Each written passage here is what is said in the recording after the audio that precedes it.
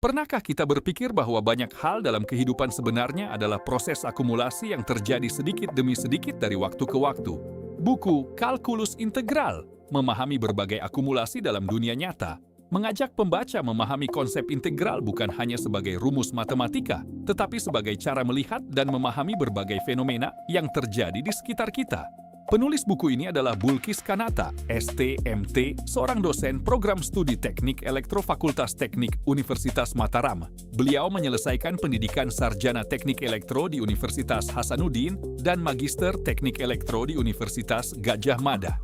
Selain aktif mengajar, beliau juga memiliki keahlian dalam bidang pengolahan sinyal digital, kecerdasan buatan, matematika teknik, serta kalkulus terapan.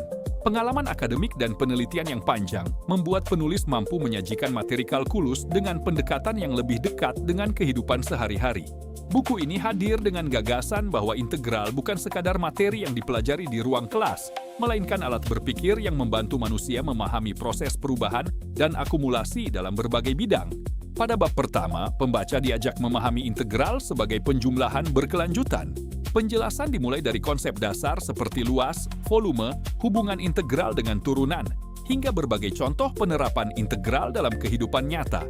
Materi disampaikan secara bertahap sehingga pembaca dapat memahami fondasi konsep sebelum memasuki pembahasan yang lebih kompleks.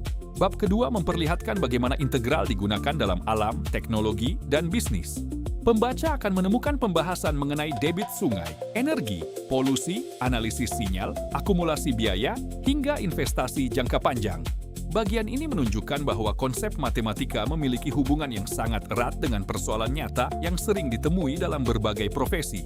Selanjutnya, buku ini membahas integral sebagai alat pemodelan sistem nyata.